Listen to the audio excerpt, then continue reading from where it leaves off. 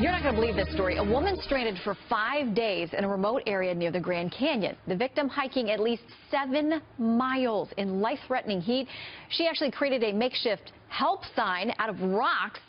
Wow. Chief Correspondent Jonathan Hunt is live with this story. All right, Jonathan, how exactly did they eventually find her?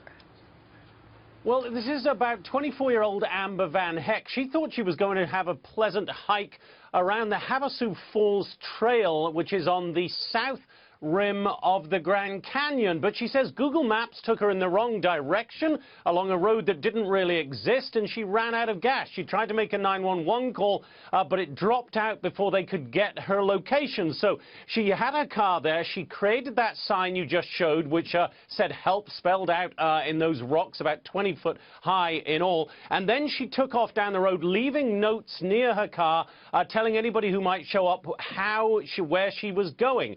An Arizona Department of Public Safety chopper went up. They couldn't find her at the car, but they saw that note. They headed in the same direction, and thankfully for everybody, they found her waving frantically and crying tears of joy when they eventually picked her up, Shannon. I mean, it seems like she did all the right things. I mean, kept her wits about her. I would imagine these folks who picked her up were quite impressed. They were very impressed, and that's exactly what they said.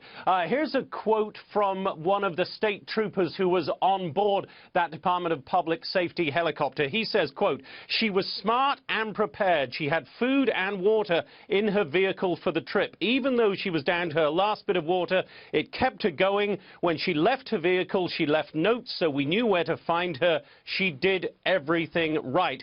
As for Amber Van Heck herself, she wrote on her Facebook page that she was very glad to be safe, and she said, quote, "On the bright side, I guess I got to cross riding in a helicopter off of my bucket list." I would suggest that the next time she wants to ride in a helicopter, she pays a brief $100 for the trip over the Grand Canyon rather than going through all of this. Well, but it's a happy ending. Let's not harsh on and that. She'll probably have the money off of the book and the movie that she's going to get from this. Great to see it ended this way. Jonathan, thanks.